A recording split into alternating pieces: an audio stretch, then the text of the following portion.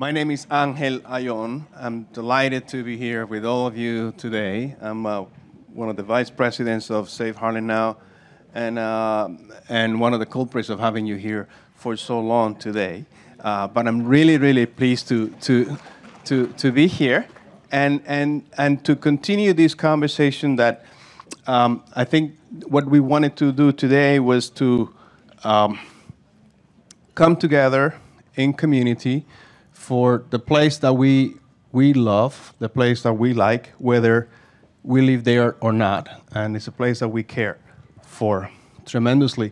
And part of that commitment and responsibility that we feel had to do with first understanding the history and development of the place that we talked about this morning, understanding the challenges, understanding the complexity of the issues that we're dealing with, which is also part of what we talked about earlier today in terms of issues of landmarking and gentrification and cultural preservation and so on.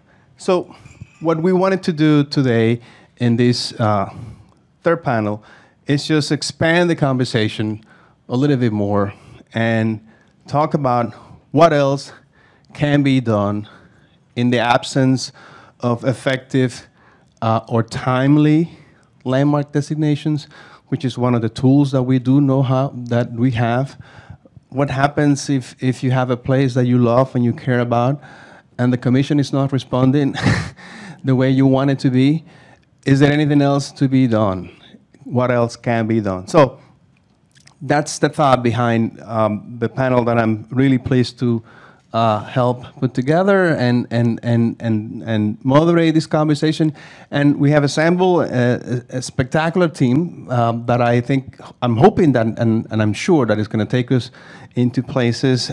So the first presenter will be Dr. Erika Avrami. I'm sorry about that. Erika is a professor at Columbia's Graduate School of Preservation, and she's a scholar, someone that I've known for many years, and I know that her research it's about exploring preservation as a form of public policy that functions across geographical scales of diverse demographics. She's a teacher, a professor, a scholar, an author of at least two very relevant books. One of them I've read, part of it, Preservation, Sustainability, and Equity, and also Preservation and Social Inclusion. Erika has been at the helm of a couple of preservation studios in Harlem that the school organized and that Save Harlem Now was part of and listened to and contributing, hopefully contributing in whatever capacity we could. And Erika will start the conversation on this section talking about what else can be done.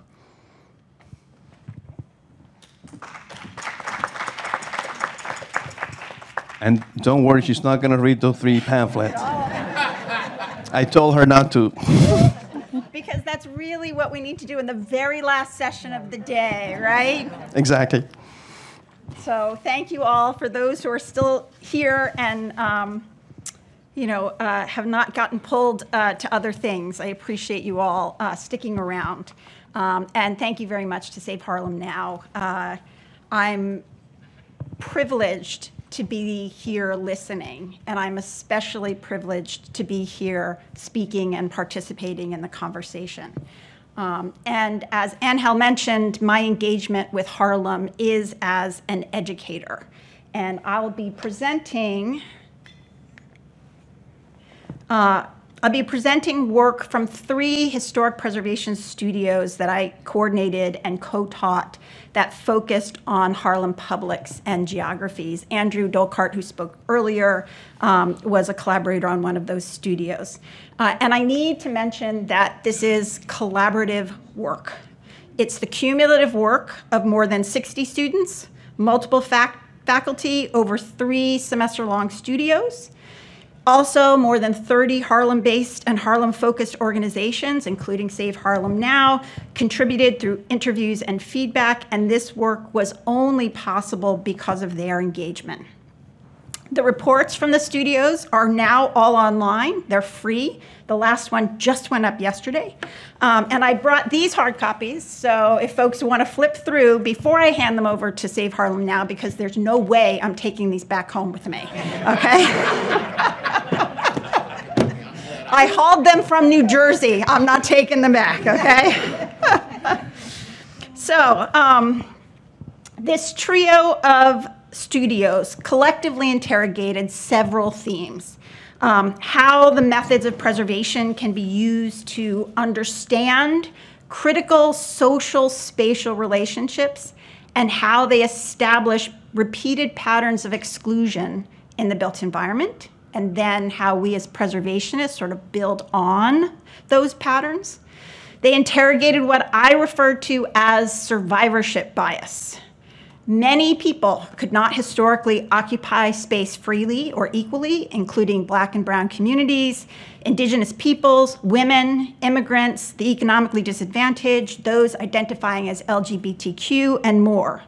So as we've heard so far today, spaces representing their narratives have been underinvested in and undervalued, and were often made invisible or systematically destroyed. As preservationists, when we rely solely on what survives today in the built environment, we may repeat and reinforce patterns in the landscape that fundamentally reflect white men, the wealthy, and the powerful. So we need to acknowledge different kinds of evidence and different ways of knowing as we approach these landscapes and how we encounter these narratives and the stories of these publics through the built environment. So, oops, let me go back. These studios also sought to connect these inquiries to, oh, sorry, I didn't go back. There we go, sorry. These studios also sought to connect these inquiries to other social and environmental policy and practice.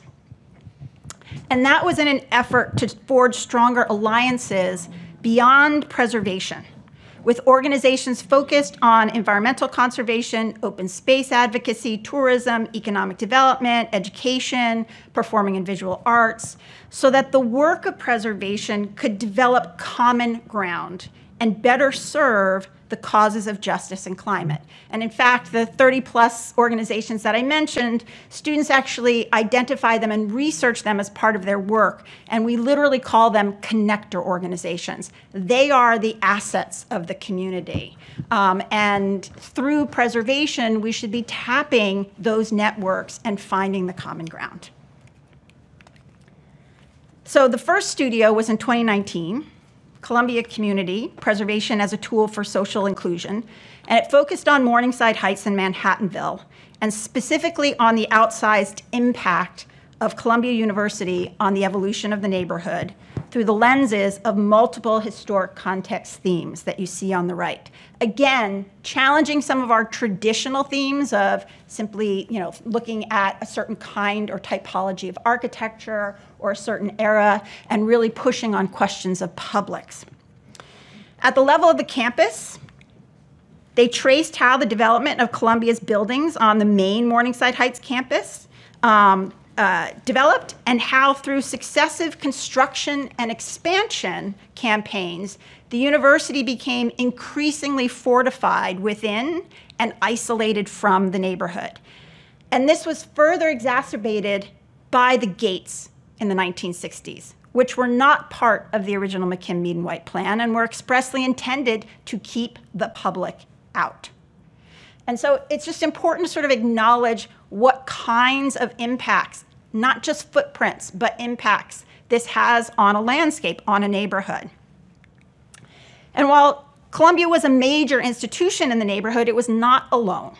Through a coalition called Morningside Heights, Inc., Columbia and other religious and educational institutions worked in concert to expand their footprints over decades. Here you can see their spatial occupation in 1920 and the various institutions that were part of Morningside Heights, Inc. And here you can see how it expanded a century later by 2019.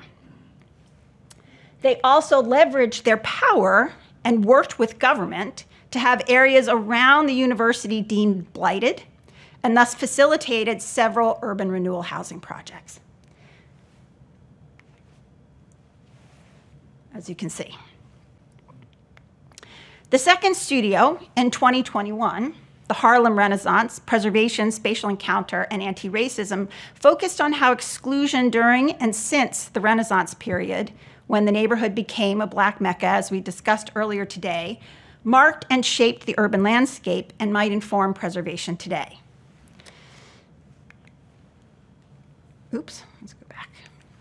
The COVID pandemic and teaching students spread from California to China remotely for this studio presented a unique opportunity to challenge students to interrogate this issue of survivorship bias and to experiment with alternative approaches to physically surveying the built environment because they had no access to it, right? We again assigned students to research various historic context themes. So they weren't going out and looking for buildings, they were researching these themes and then trying to identify what were the places and spaces and publics associated with them during the Harlem Renaissance. And they did that research regardless of whether the place still exists today. They looked at it solely at the time of the Renaissance to understand what were significant to the people and the story of that time. Students used historic imagery and maps, literary accounts, tax photos, newspaper accounts, interviews, and community-based organizations talked about some of these places, and they mapped them. It included buildings, businesses such as beauty parlors and nightclubs, schools and medical facilities serving the Black community, art studios, and homes where literary salons occurred, places where fraternal organizations met. They also mapped open space assets such as streetscapes, where political parades marched, sidewalks where soapbox orators regularly preached, and where number runners plied their trade. Then we asked students to determine which assets still survived, right? They had done all this research. They used Google Earth and Street View. A couple of New York City-based students got out into the neighborhood with a camera to ground truth their findings, and they found out that only 35% of the buildings that they had identified as historic assets significant to the Harlem Renaissance were still standing. And when they analyzed how survival correlated to their historic context themes, they found that assets related to more popularized narratives, like literature, religion, and politics, had higher rates of survival.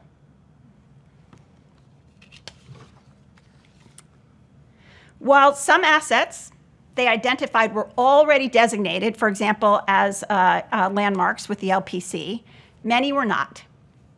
And of those that were designated, less than half included mentions or narratives of Black history. Less than 8% mentioned anything about segregation, and less than 10% mentioned any relevance to the Harlem Renaissance. And so this is not to place blame, but it's to help us understand how structurally the process and system of preservation can reinforce certain ideas, center whiteness in narratives in the environment, in part because of this survivorship issue, but in part because of how we choose to narrate these stories. Students also found that certain publics were also decentered and thus underrepresented in those narratives, including women, especially in historic context themes related to journalism, business, performing arts, and more, and LGBTQ communities who had a very rich and significant history during the Renaissance through the performing and literary arts, drag balls, and more.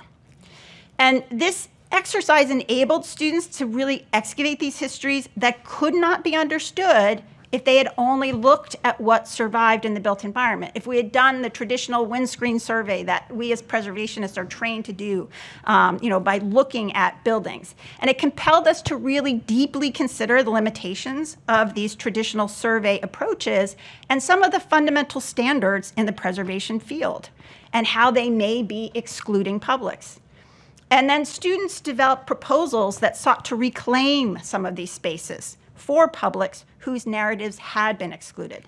And for example, She Was Here, which a student developed to create spatial encounters in the locations where women of significance from the Harlem Renaissance lived and worked. Drag Ball, which sought to recognize the rich and diverse history of the Rockland Ballroom, which has now been lost. The third studio, which was just this past spring, Environmental and Climate Justice in Harlem, Interrogating Environmental Histories Through Preservation, again used this lens of a diverse set of historic context themes, and students explored the underpinnings of environmental racism and injustice in Harlem and how they contribute to present-day climate vulnerability. And they also experimented with how preservation's methods of inquiry could be brought to bear on both this legacy as well as justice-oriented climate responses. Students examined the long and complex history of environmental injustice in Harlem and the activism mobilized to fight it, which had national reverberations. They again identified place-based historic assets related to their respective themes and found, just as an example, that while several places related to environmental justice histories were designated, very few actually talked about that narrative. They also studied open space, a critical feature not only for public health and welfare, but for mitigating heat effects, which are highly problematic in northern Manhattan and specifically in Harlem. They found a history of open space disparities in Harlem compared to other areas of Manhattan, particularly in central and east Harlem. And in response, they looked to how historic park spaces might serve as platforms to counter these disparities and enhance use. So they looked at two historic pools, Thomas Jefferson and Marcus Garvey Park, and how they might be adapted. At Thomas Jefferson, they looked to how geothermal energy could be harnessed to create an outdoor winter space for skating and bumper cars on ice using temporary and minimally interventive design strategies. At Marcus Garvey, they researched systems of enclosure to allow for winter swimming. They found that there are significantly fewer publicly accessible outdoor pools in Harlem and even fewer indoor ones. So this would create more year-round use of the park, as well as counter a resource disparity by enabling more indoor swimming spaces.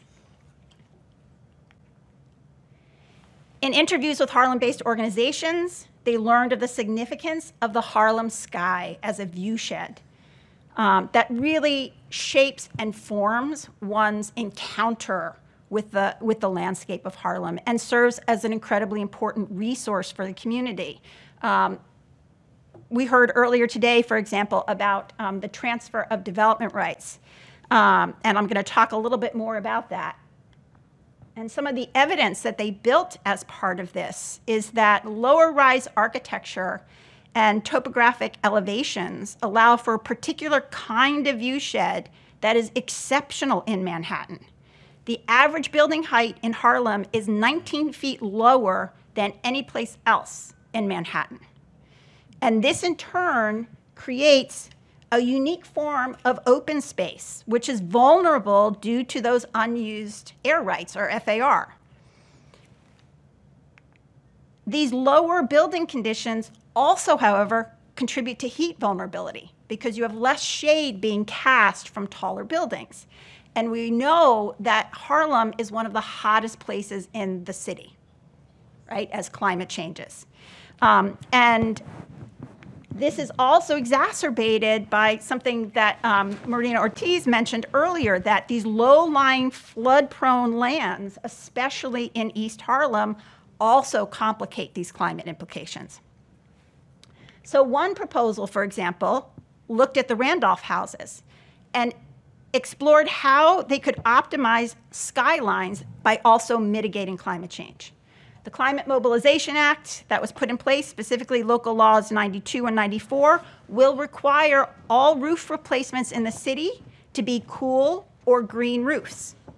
There are no exceptions for landmarks or historic buildings, like there are for energy codes. This will affect all buildings. So the student looked at how tenements, a prevalent typology in Harlem, could be readily retrofitted with green roofs. And lastly, this proposal innovatively examined how that use of transfer of development rights, or TDR, could be used for preservation. It's already used for preservation here in New York City, but it could also be used to help create a solar district in Harlem. Basically, by selling unused air rights to other, less vulnerable receiving areas and using the funds to support a solar panel installation collective to power the buildings. These kinds of proposals, which again are just a few, exercise a broader and more innovative preservation policy toolbox to not only protect the important assets of Harlem, like we do through designation, but to also instrumentalize them for justice and climate mitigation. So returning to the core intentions of these studios and wrapping it up, if there's a time limit, I was looking for my time, I think I'm getting there. The studios very purposefully look to complement traditional tools like designation.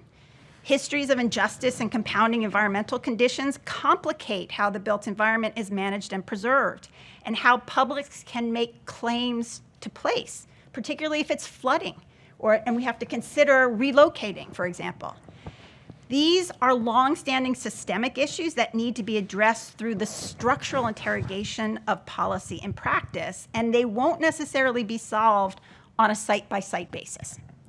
So they're really about focusing on how to understand those social spatial relationships in ways that aggregate beyond lots and lots and lots of sites being saved, but rather how structurally in our preservation policies and decision making, we're looking at these systemic issues and looking towards the future. So these experiments in these studios were really premised on that preservation can help to not only get at those structural underpinnings, but change them for the better. So thank you.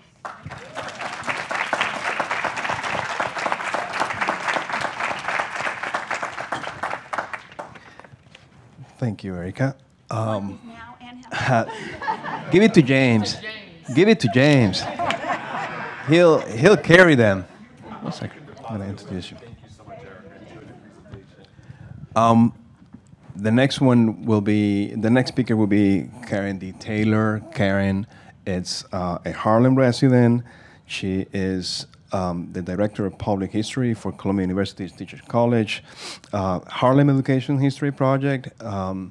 She is also someone that I got to know one day through this random call about someone who had been applying for this grant to do this really fascinating project in Harlem that I won't tell you too much about it because she will talk about it, but it's related about it. The name was just fascinating while we're still here, and it was extremely intriguing, and I'll let her tell you a little bit more about it. And I will help her to get to the stage, and I will ask you to please just give us a second. I just had a new meeting. Good afternoon, everyone. Okay. All right.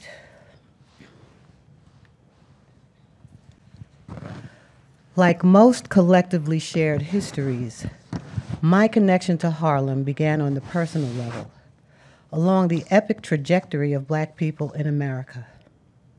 I am a child of the Great Migrations. My grandparents sailed from Barbados to Ellis Island and made their way uptown. This was 1924. My grandmother's first address in this country was 2509 7th Avenue. My grandfather first laid his head in Harlem at 127 West 133rd Street, also known as Jungle Alley or Beale Street. Around 35 years after they had married and two of their surviving children had grown into adulthood, the youngest daughter, my mother, gave birth to me at Italian Hospital at 123 West 110th Street off Lenox Avenue. But I was raised in Cambria Heights and St. Albans, Queens, and have lived in Harlem for nearly 40 years.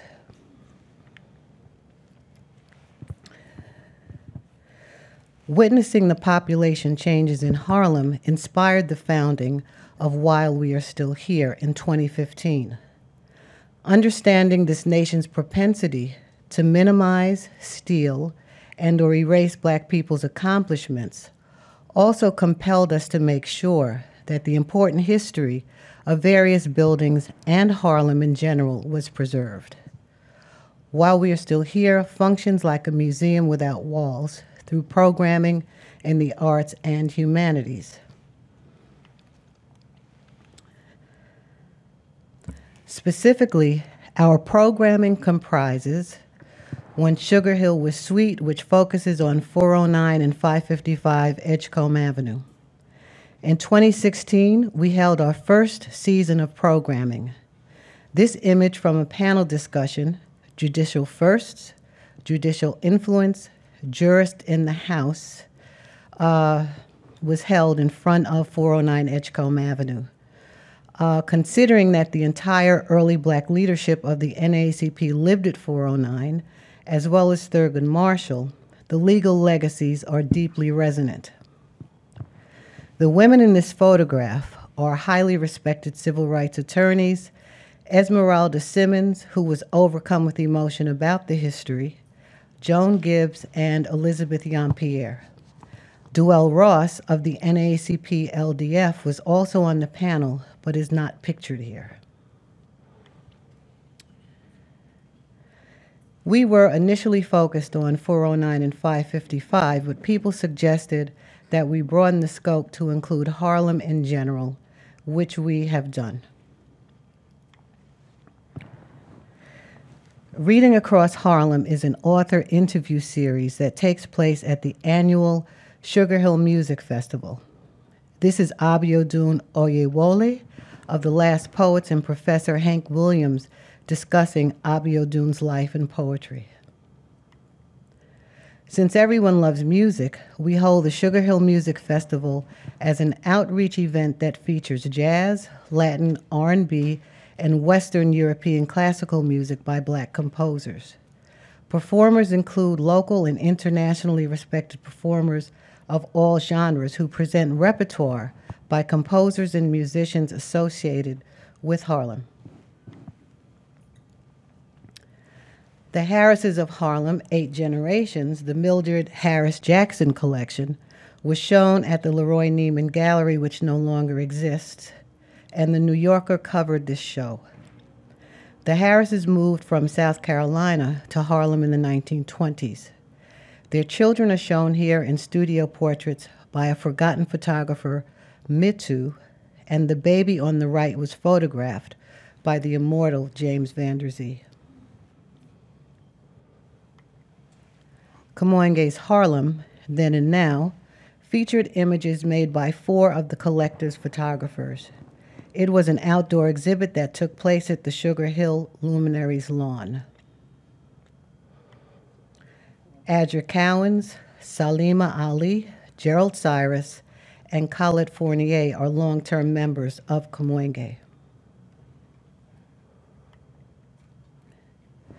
In 2015 and 2016, one of our first initiatives was the gathering of oral histories. We taped approximately 24 hours, but it's a good thing that we produced a feature-length documentary with some of those oral histories because some of the files went bad.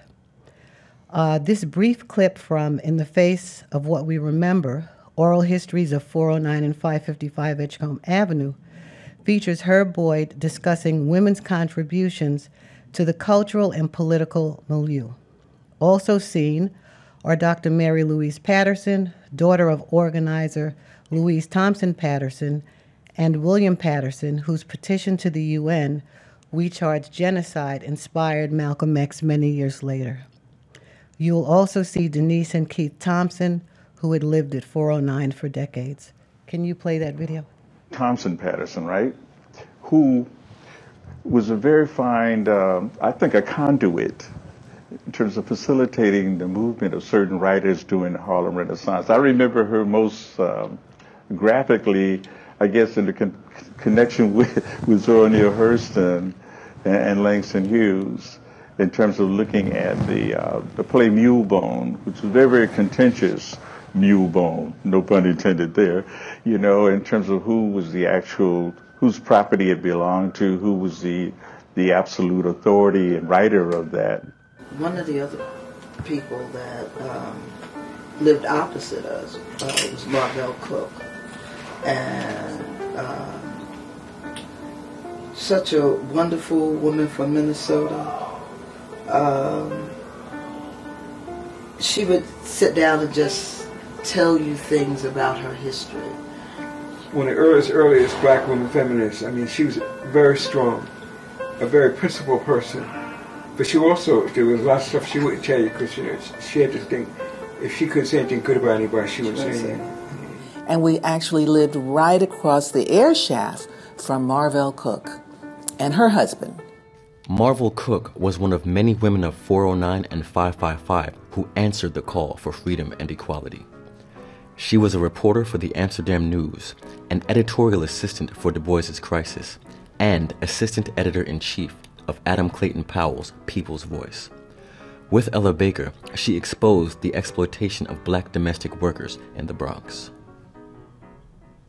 One of the things about Marvell is that kind of warm and unassuming individual that she was. And I think Ella Baker had a similar kind of attitude and radiated this kind of resonance that they had in terms of talking about their own historical roles, which of course they kind of minimize that. But you cannot minimize either of them because they were formidable players, you know, during this very critical period of our country's history. And they were on the cutting edge, you know, when it came to the emergence of the civil rights movement. They were right there because anyone who's associated, even tangentially, you know, with W.E.B. Du Bois, there's no doubt about it. And she had a very critical role to play there in terms of helping him sort out ideas. Then there was Shirley Graham Du Bois, musician, playwright, biographer, activist, and wife of W.E.B. Du Bois. The dominant drive behind black movements in the world today, within the United States as elsewhere, is the determination of black peoples to assert themselves, to be themselves, to be proud of themselves, to walk on this earth with dignity. Shirley Graham Du Bois is a good example, you know, of someone who was pretty much in the shadows, you know, of this enormous individual. And that's going to be true of Islanda Robeson. These wives who kind of helpmeets, we used to call them back in the day, who held the family together and provided the kind of nurturing, the kind of caretaking. You know, you didn't have to worry about that, even right down to ironing your shirt and feeding you each day and making sure that the house was taken care of. You had those kind of role players historically who have been ignored. And I think one of the things about, you know, you look at Islanda, you look at Shirley Graham Du Bois, they had lives of their own. They had the ingenuity and creativity and the political acumen to carry out their own endeavors. And so often they kind of set them aside. They kind of dedicate themselves to that larger individual in the household, you know, be it Paul Robeson or Du Bois.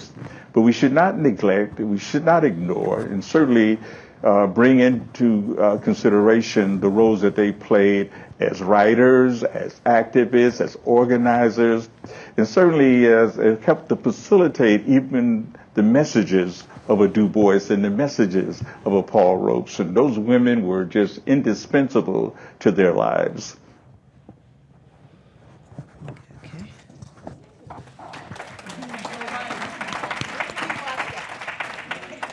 I'll let you know. Okay. Signs of the Times was inspired by Lehman College African American Studies Professor Emeritus William Sorrell, who's sitting quietly back there in the corner, who stated, "Harlem lacks an identity, not an identity of culture, but rather an identity of its history. Who did what where? Who lived there? Through Signs of the Times, we seek to provide some answers. We will initially install 25 historic markers throughout Harlem over 2023-24 with initial funding from the Pomeroy Foundation. Other supporters are New York Life, New York Community Trust, and Humanities New York.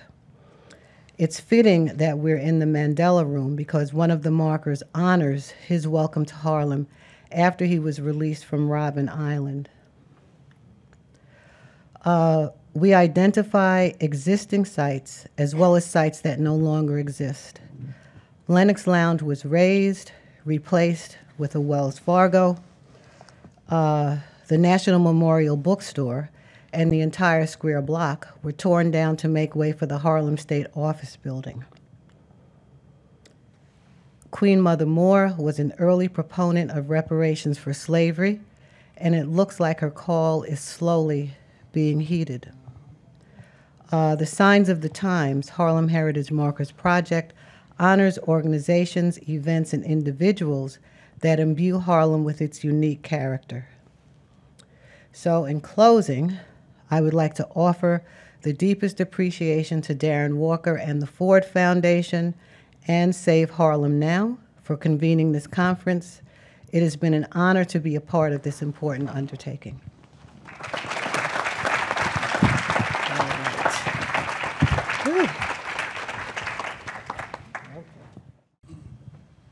The next speaker will take us a little bit beyond New York, and I think the idea here is to talk about what other intentional actions have been taking place elsewhere in an effort to save, memorialize, defend, and preserve African American history in other latitudes. And I'm delighted to present to you Mtamanika Youngblood. She's Chair Emeritus of the founding board chair of the suite Auburn Works in Atlanta, Georgia. She's also Chair Emeritus and past President and CEO of the Historic District Development Corporation. And she's also a trustee emeritus of the National Trust for Historic Preservation and a member of the National Trust Advisory Council for the African American Cultural Heritage Action Fund. Help me welcome her.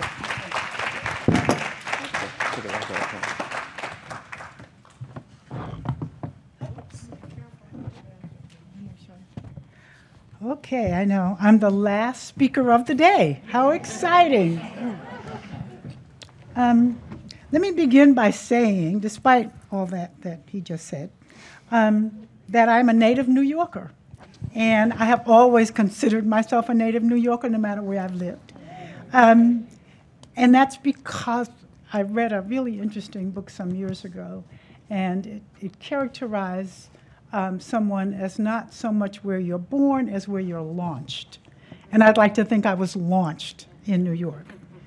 As a matter of fact, when I went to NYU, and the first job I had in college was at the St. Nicholas Park Community Council, which I realized 30 years later was a community development corporation, as I ended up leading a community development corporation. So the other thing I want to say is I'm going to have to read. I hate this, but I have a lot, and so I'm going to have to read it, and I apologize up front to all of you for doing that. But in addition to that, it is the tip of the iceberg. It represents 35 some odd years of effort, none of which was easy. So I want to, when I show you these slides, none of this was easy, and none of it was without, very difficult but persistent intention. Okay, so thank you for having me. It's good to be back in New York. Spent a lot of time in Harlem, and I wish there was more of it left, but I'm grateful for what is still here and for what you're trying to do to preserve it. So, hope I don't do this. Aha. So arguably Atlanta's and one of the South's most historically significant communities, Sweet Auburn is home to the legacy of Dr. Martin Luther King Jr. and the core of Atlanta's civil rights movement. After the 1906 riot and massacre of African Americans in Atlanta, it became a prime example of the flourishing, segregated communities founded by African Americans during the Jim Crow era of the South. For geographic context, Sweet Auburn resides within the Martin Luther King Jr. Historic District and the larger Old Fourth Ward neighborhood in Atlanta. In 1956, Fortune magazine called Auburn Avenue, quote, the richest Negro street in the world.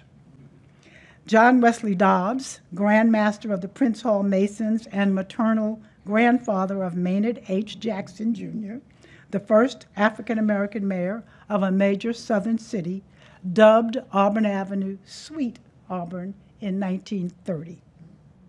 Auburn Avenue became a mecca for unparalleled social, political, and economic growth.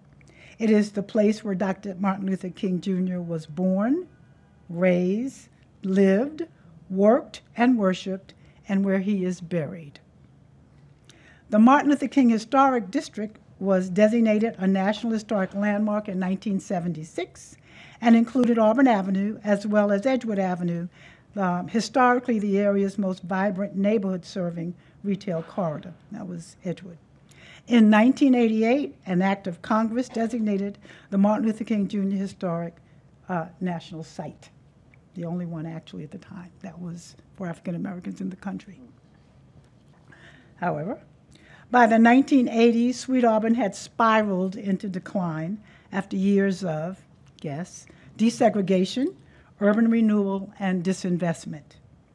It was a place where if the thousands of visitors who came to the MLK National Historic Site, which at the time included the King Center for Nonviolent Social Change, historic Ebenezer Baptist Church, and Dr. King's birth home, if they ventured one block over from any of that, they would find themselves in an abyss.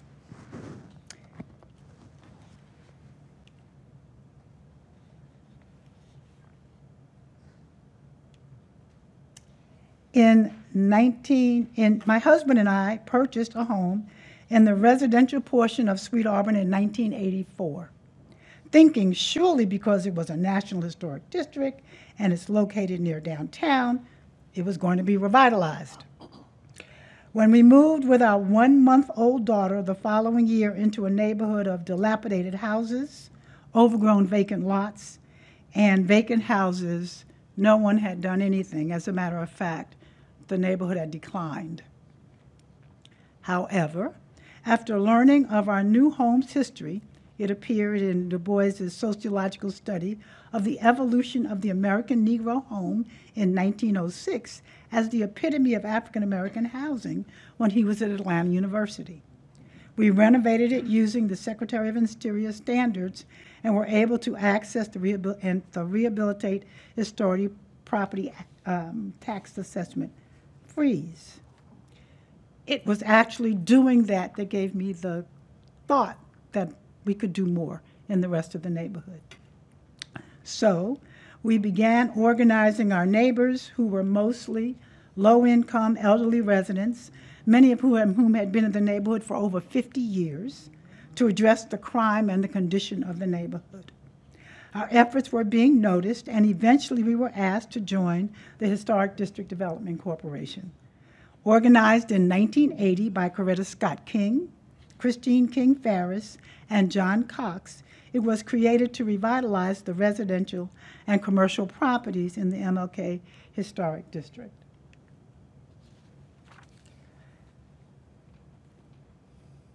We began by organizing around 3 guiding principles: non-displacement of the existing residents who we viewed as the neighborhood's treasures, preservation of the historic fabric and legacy of the neighborhood, and an economic development approach to revitalization to reflect the thriving, mixed-income, mixed-use community that existed during Dr. King's earlier life, and with a focus on sustainability.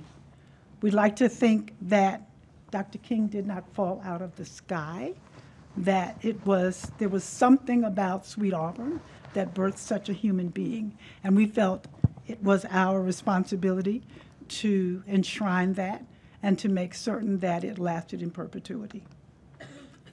Recognizing there were a myriad of issues facing the neighborhood, HCDC developed a strategic plan to include addressing the vacant lots, dilapidated structures, the vacant houses, and a way to assist the existing kind of holding on for dear life elderly homeowners who were still there. The organization developed a block-by-block neighborhood approach that strategically and completely transformed entire blocks at a time. With impending hosting of the 1996 Olympics, there was an effort to improve inner-city neighborhoods where Olympic venues would be located. And while Sweet Auburn did not have a venue, we didn't have a pool or a track, it did have Dr. King's historic site, and that would be of interest to the thousands of visitors who would be coming. And then by then, for city planning purposes, the neighborhood had been divided into 2. The commercial end of the neighborhood near downtown was called Butler Auburn. It's a made-up neighborhood. And the rest, and mostly but not exclusively residential portion that was left in the larger 04th Ward neighborhood. That was also the point at which another recently created organization was formed to focus on the revitalization of the Butler Auburn commercial corridor near downtown. After hiring its first executive director in 1992 and forming a strategic partnership with Nations Bank, Bank of America, because it kept changing its names.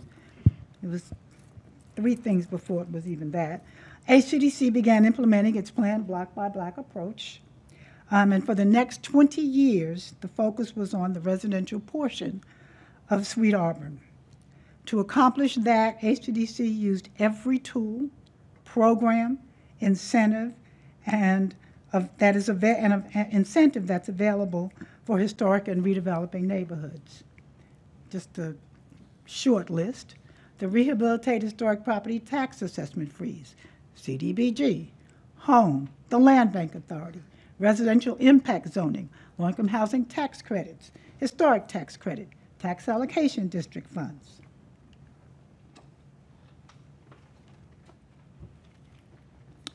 HCDC has need to go. There's a pop-up. Okay, let me see. Go. There you go. Okay, there. Oh, can I make that go away? Thank you. Oh, okay.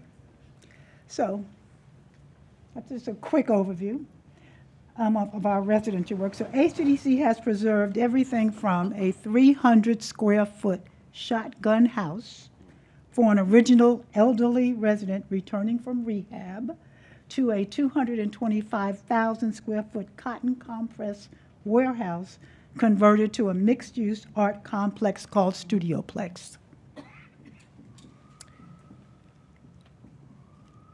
Community development, which is mostly what we do, we happen to be doing it in a really special place. really doesn't allow us to pick and choose or cherry pick projects that will work, that will pencil, that are easily funded or financed. If you're going to revitalize and redevelop holistically a neighborhood, you have to do all of it. And so that included everything from a 300 square foot shotgun house to a 225,000 square foot cotton compress warehouse.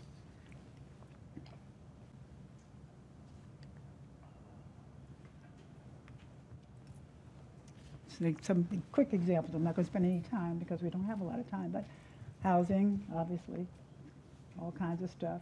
Multifamily, condo, and built on a horrible little scrapyard in the neighborhood. And then that's just the front view of Studioplex.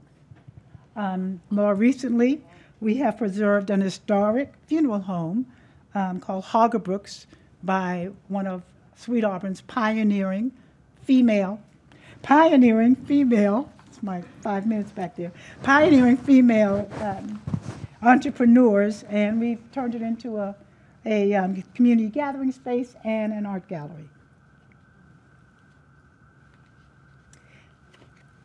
And HDC has purchased key parcels of real estate along Auburn Avenue and developed a master plan for a mixed-use development comprising retail, affordable housing options, for-sale residential units, urban agriculture, green economy components, while showcasing the historic significance of the corridor. And the name of the project is Front Porch. The development includes a combination of new construction and historic renovations. And that's the rooftop and blah, blah, blah, blah, blah, stuff we do. We do all old stuff, new stuff, everything. You get to do everything. Okay, I gotta hurry up. After years of continued investment in the commercial corridor, the first large redevelopment project in decades was approved for the neighborhood. HDDC and most of Sweet Auburn's property owners wanted the preservation of the buildings on the site, but Sweet Auburn lost nearly an entire block of historic properties, and the result was inappropriate infill, the prevailing view being that any development in this place is better than no development at all. I think you know that story. Finally, in 2012, with the potential demolition of the historic Atlanta Daily World building, which was the first daily newspaper for African Americans in the country, to build dorms for Georgia State University by a private developer, HCDC pulled together Sweet Auburn stakeholders, Central Atlanta Progress, which is our downtown business association, partner preservation organizations like the Atlanta Preservation Center, the Atlanta History Center, the Georgia Trust, the National Trust for Historic Preservation, to ramp up efforts to save the building and the Sweet Auburn corridor. Because of the work of HCDC and the relationship between the National Trust and Sweet Auburn, the National Main Street Program Center came in and prepared a national Main Street assessment for Auburn Avenue stakeholders. They provided us with a summary to kind of give us a way forward. I'll skip that part. And in 1992, the National Trust included Sweet Auburn in its list of 11 most endangered. In 2012, our efforts were boosted when once again the National Trust listed the commercial portion in the list of the 11 most endangered and designated Sweet Auburn as a national treasure. Eventually, a new organization was created, and it was called Sweet Auburn Works, and it was created to include the broad base of Sweet Auburn stakeholders and preservation partners. The mission of Sweet Auburn Works is to preserve, revitalize, and promote the commercial district and cultural legacy of the Sweet Auburn Historic District. Our original board had all the right people on it, and we were able to make some progress. I need to skip to that.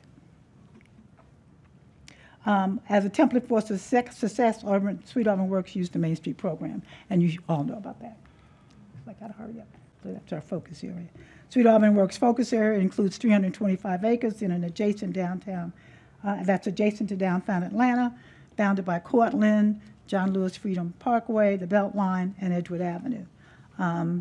But we have other interests. We have what we call impact zones because there are significant institutional property owners like Grady Hospital, for anybody who's ever been to Atlanta. And then, we just did a bunch of things. We convened town hall meetings to bring folks together to talk about what would be really helpful. We had a really encouraging and inspiring speech that was given to us by the H Street Main Street program director at the time, and it really kind of galvanized our desire to do this very difficult work in what shouldn't have been a hard place.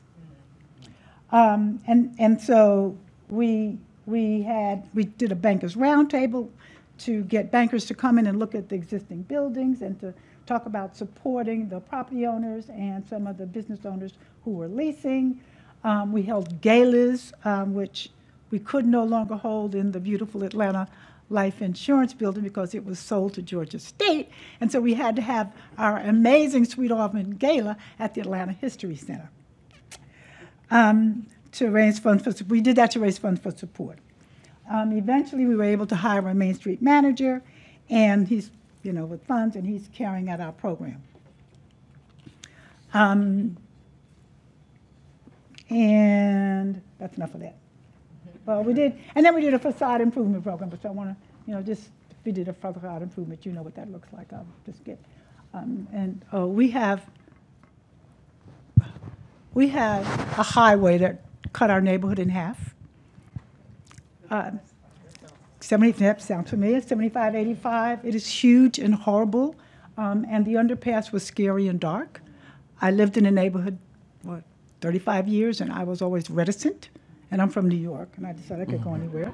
And I was reticent to walk under there. So we decided it had to be one of the things that we did. And one of the things we did was we recreate what used to be there when the DOT tore it down. And so that's a slide of it. And then we did some wayfinding stuff.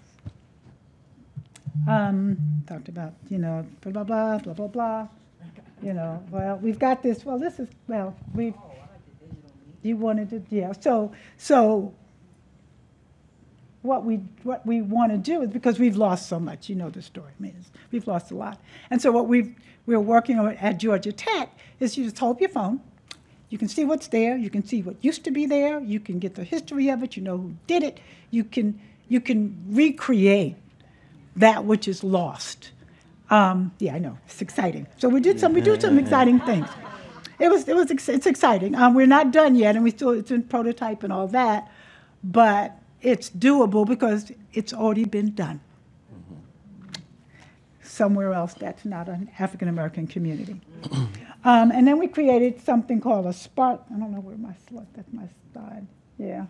And we created something called a Spark Lab, which is we've given $25,000 to 10 local entrepreneurs to support critical business improvements that will enhance their resiliency and sustainability as we start to do this work and improve the corridor. We want them to be part of that improvement effort and to look better, be better, have better businesses, and be more successful because of all this effort.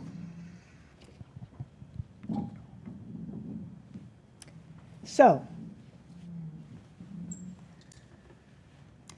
while Harlem is 1.4 square miles in size compared to Sweet Auburn, which is 0.03 square miles, both are nationally and internationally recognized African American communities known for their artistic, economic, social, and political contributions.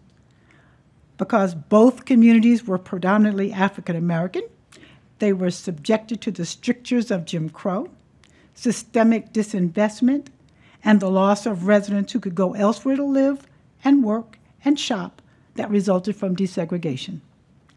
Both are dealing with the effects of increasing property costs and the move of higher income residents looking for more affordable living within their boundaries, forcing long-term, mostly African American residents out or making it more difficult for those who wish to move in. And because of that, both are contending with the loss of historic structures and the accompanying legacy they embodied. Despite it all, while both communities were subjected to segregation, it made them proud, determined, strong and interdependent. Both have created organized efforts to recognize and preserve their histories and legacies, to acknowledge and celebrate what's been lost, and to ensure the preservation of what remains. Both have and can benefit from the work of the National Trust, and thankfully and especially the African American Cultural Heritage Action Fund. Both have access to Main Street, that premier national program for preservation-based commercial corridor revitalization, which I will say you have to mold to work in your corridor, but it can be done.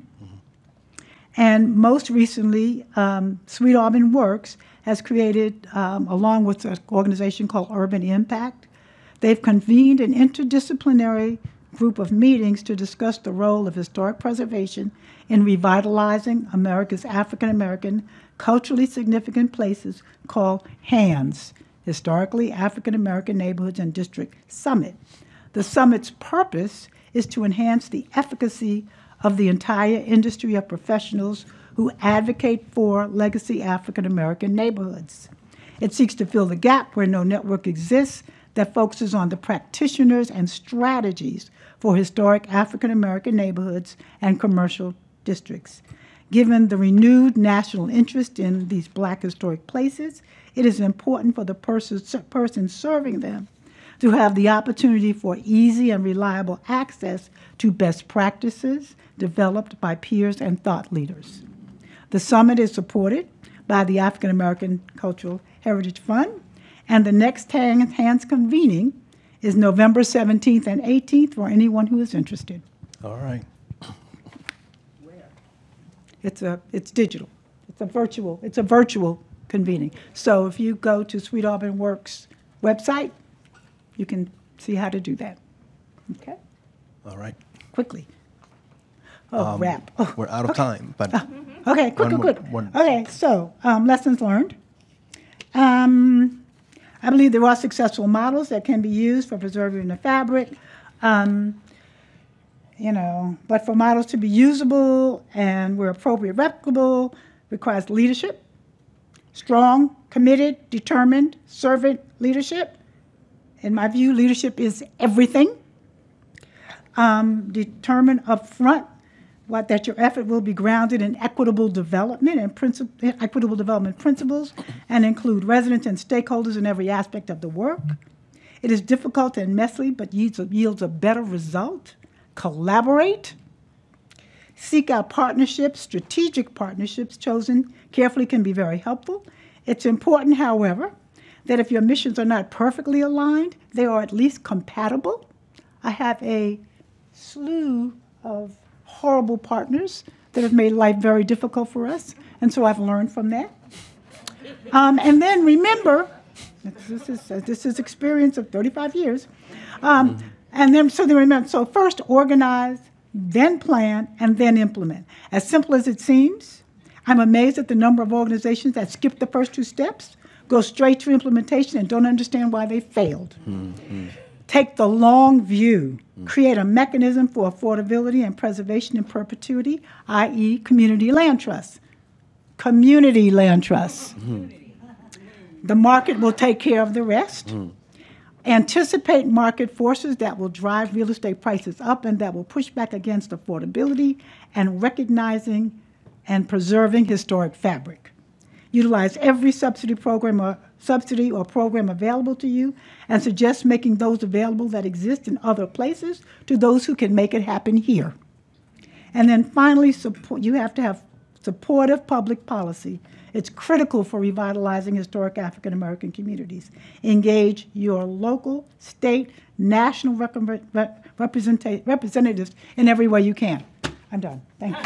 Thank you. Thank you.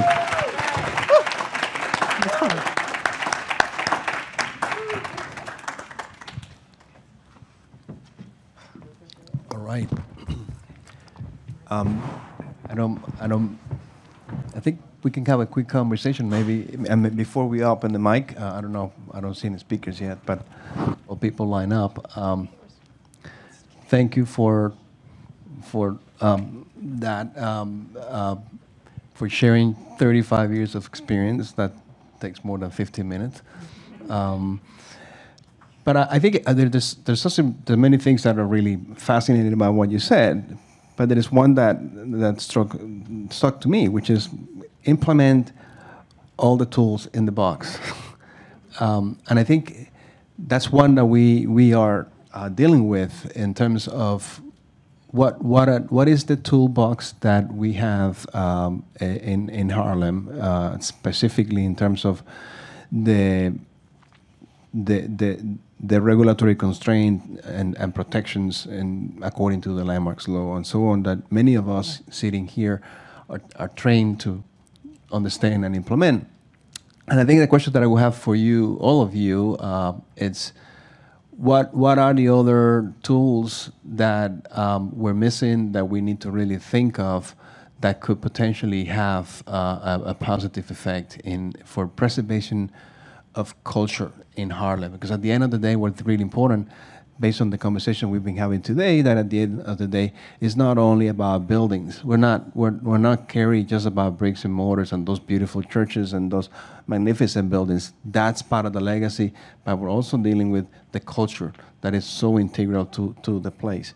So I guess the question that it's outstanding for all of us to really think very hard is what else is in the toolbox for us that we may not be considering yet. And Karen, you've done it from the ground up, and you've said, I'm not into this preservation thing, at least formally, but you've come to implement a vision that is about preservation, that is about cultural preservation.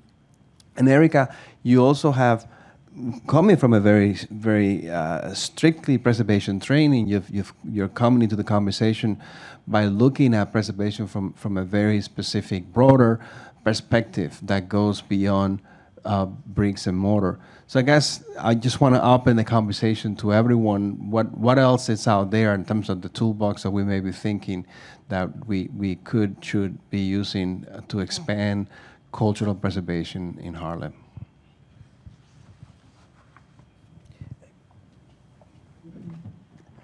Any takers of the three of you? And I promise to open the mic in a minute. Let me think about that. It sounds like an easy question to answer, but there are so many different facets to what it is. Essentially, While We Are Still Here was founded because we saw these various, population changes happening in 555 Edgecombe Avenue, which is where I live. And so essentially, what we do is informed by this kind of activist spirit. And I think that if we can bring people in the community to, exercise their agency and their activism, then we can go pretty far in terms of, heritage preservation and cultural preservation and that kind of thing. I also think that it's important for Harlem to have, and I hate to say this because it sounds so like final, but Harlem needs some kind of cultural heritage museum. I've heard talk about, there's going to be a civil rights museum at the National Urban League building and this, that, and the other thing. But from where I sit, to me, it looks like eventually Harlem will become a majority white neighborhood, if not like 95% white. And so it's really important for people to try to retain all of the aspects of our culture that we can retain. And whether that's through like the Markers Project or through, a cultural heritage museum kind of thing, those are things that really need to be done. And I think that in terms of the African American community, because we have to deal with so many different kinds of assaults and affronts and this, that, and the other thing, it's really hard for us to focus on like heritage preservation, like taking stuff from the past and keeping it in the forefront for the future, So I think that, there should be some community education around the importance of heritage preservation, and that's how I'd respond to that. I hope I wasn't babbling. No, you were great. So I'm an organizer. Uh-huh. So, one of the things I would suggest, and I guess it's a tool, I covered it briefly, is about collaboration. So I was telling the story earlier of a situation where, we created something in the Old Fourth Ward called the Old Fourth Ward Alliance. There were all these organizations doing all different kinds of things. But none of us mostly were doing the exact same thing, so that was good. And so we would meet on a regular basis, and we planned together. And so when there was something that was unpleasant happening or we needed to address, instead of 50 of us showing up, 500 of us showed up. And so there really is strength in numbers, and it's a basic organizing tool. And so you have to, that's a tool, actually, I think, not like, an historic tax credit or low-income housing tax credit, but, to galvanize and aggregate your power is really important. And, I think that while, we're all facing the same issues, what I do believe has helped, at least, is to make your voice heard loudly and consistently and clearly. And, I don't know, I'm very careful about not parachuting into someone else's community, but, so I won't get into much more detail than that. But I do think that a collective, aggregated, consistent voice at all levels that you need to reach is really going to be important. But you have to be organized, which is why I say organized. You have to be organized, not as necessarily an organization, but organized in your mission. What do you want to accomplish? And I think that's a start, and then you can all, as you do that, you can identify, okay, we can't do this, but we can do that. And then everybody work on that at the level and in the way they can work on that. And you just keep going until you've, done as much as you can possibly do. But we're all pushing back against really significant forces, and we've got to be strong in our belief that we can push back. Mm-hmm. Thank you. I don't know that I can add to that, but on the policy question of it, because I tend to work on the policy side, I think that the way in which we evolve and reform policy, particularly in this country, is entirely dependent on that groundswell, on that ability to organize, that ability to coordinate, so that political institutions understand the need for change. If you will allow me, though, to say that I think the preservation policy infrastructure does not want to change, right? And when you do, policy analyses across different, different forms of public policy, we look at environmental policy, and you see so much evolution, many more laws coming into place, so many feedback loops as to, oh, well, now we understand climate, or now we understand energy, or now we understand this, so we're evolving all the time. Whereas we, particularly in New York City, are like, no, we can't do anything because, goodness gracious, if we challenge the New York City preservation law, it may all come tumbling down. That's right. And that's not how public policy is meant to be. It's supposed to be made and remade for our evolving conditions in the world. And so I do think part of this is sort of challenging that infrastructure to make it work for us today and what we see on the horizon, instead of constantly trying to conform to, okay, this is how preservation is done. And so we've got to keep doing that. And I think creative solutions where we're pulling from other areas and whether it's housing and grants, on all of that are great, but That's something we need to own as preservationists too, that we need to evolve our own policy. We need better feedback loops to say like what works and doesn't work when it comes to our, designation tax credits and other incentives, transfer development rights. We need to get more creative. And that may imply addressing the question that somebody asked before, and about those notions of continuity and adjacency and integrity that quite often are just the reason for denials when you send an RFE that comes back as a sorry. So that may be one thing.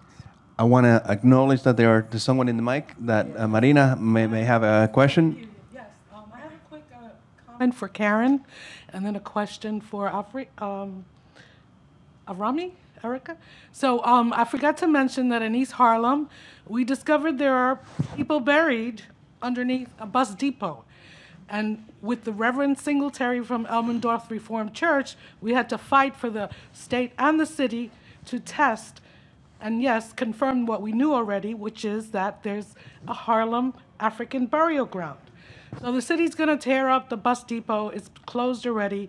And they're going to build something that's 1 million square feet. Out of that 1 million square feet, which is going to be market rate housing, all that stuff, 10,000 square feet is going to be dedicated to a museum. So, that's on the east side. I don't know what's going on the west side.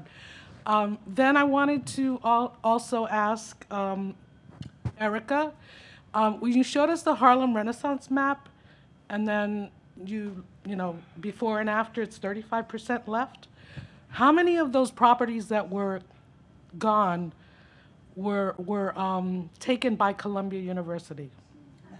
Oh, that's interesting. You know what? In those maps, what happened with that studio? The mic. Oh, sorry. What happened with that studio was students looked kind of broadly around Harlem, but that ended up focusing on Central Harlem. So in that studio, they didn't get that much of Columbia's property in there. It really was more focused on Central Harlem.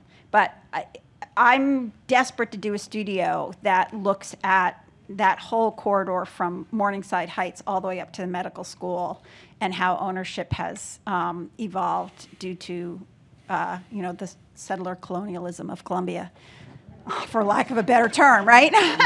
I wanted to say to Marina, I think the Caribbean Cultural Center is going to have that 100,000 square feet in that facility. I think so. 10,000. Well, they already have the firehouse. Okay. I know they have the firehouse, but there was some application a few years back, and I think they applied to, utilize that space some kind of way. Yeah, maybe 2 years ago or so. We have time for one more question. One more question, and it goes to the gentleman on the mic. I'm sorry I've been so verbose today, but I just wanted to share a couple of thoughts. Today, we were talking about disappearing historical relics in our communities, and I thought to myself, what city best preserved or reminded us that things were there that weren't there the best? And it's coincidental that Miss Youngblood is here, because the city that came to mind was Atlanta. And then it also came to mind that we talked about the racism and what we preserve. And I remember walking through Atlanta many years ago and seeing all these giant green plaques as big as these screens. And it said, here was this church that scoundrel William Tecumseh Sherman, burnt down, but we rebuilt it again for this white community. And those signs are all over Atlanta in the white community. So I want to compliment you on the work that you're doing at Sweet Auburn to remind people of the things that have happened in communities of color.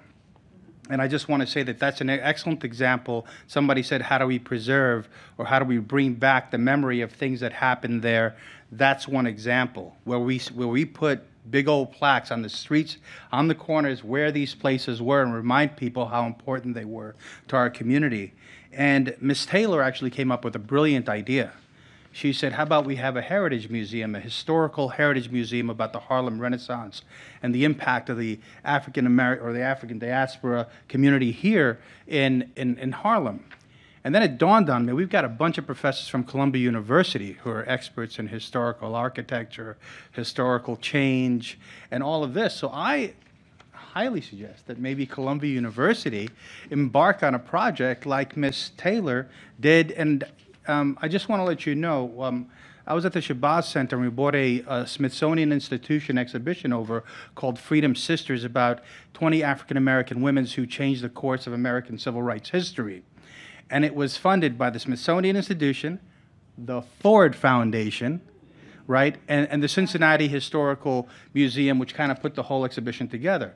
Columbia can embark on something like that to tell the story of the Harlem Renaissance and get sponsorship from relevant philanthropies and foundations, and have it be either a traveling tour or have it be a permanent tour, whether at Columbia or have it within our community. But I think that those opportunities are there.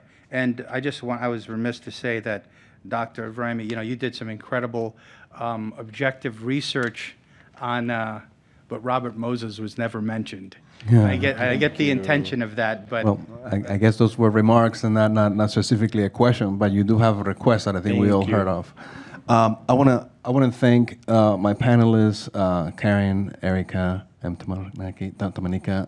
I'm grateful that you came up, that you shared the stage with us, and helped us think about the many challenges that we have and the things that we can do.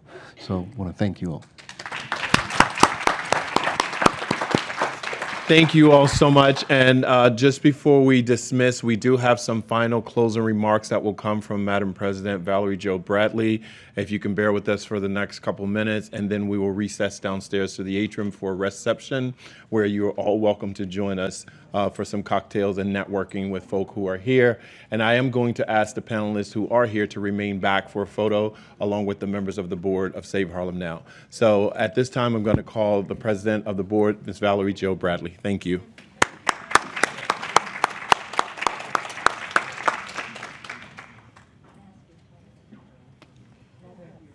I'm so pleased with today, and I hope that you found some part of it of value to you. I thank you all for coming and participating, and I look forward to future collaborations as well as event planning. And to that end, I ask that you burn up, how do you say that? Burn up James's phone number. Blow up. Okay. I'm trying to be young and, using the wrong words. Blow up James's number, not burn it up, blow it up. And with suggestions, because already just informally people have come up to me and said, look, we'll do this with you. Look, we would love to collaborate with you on this. I want you to just send those suggestions for how you can be a part of it. If you just want to volunteer, please let us know. If you want to give us some money, we have a way for you to do it because it's on the back of that program. But if you want to do it the old-fashioned way, you can just mail it to us. Our address is there. You can just make it out to Save Harlem Now, because, it just takes a tremendous amount of money to do anything. And we appreciate any support that we can get from anyone. But whatever it is you can do, if you just want to give us time where you come in 1 day a week or 3 days a week and write letters or file or help us develop our website so it's state of the art, or help us with our social media, it would be greatly appreciated. I have found this to be very valuable. It's some great people who attended this event. I'm looking forward to working with all of you because Harlem is our home. Harlem is our neighborhood. And I just refuse to believe that it's going to be reduced down to 95% of it will be white. Maybe I won't be alive when that happens. I hope I won't be. But I hope that doesn't happen. Once when there was a vote that was taken around the deliberation of the 130th, West 130th to 132nd Street Historic District, it was in subcommittee, and they had voted against us. And someone said to me, well, I guess that's it. I said, it ain't never over. It is never over, and we fought like cats and dogs, and we got that historic district.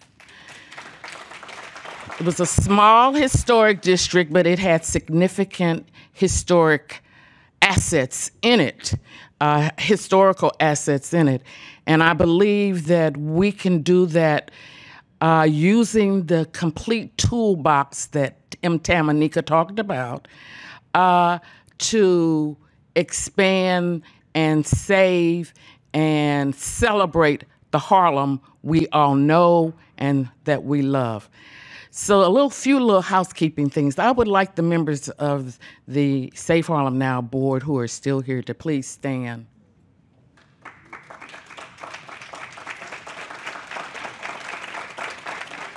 These people have been the rock of the organization, and they are the people who have helped make it happen. And I really thank you for the work that you have done and for the work that you will continue to do. Thank you.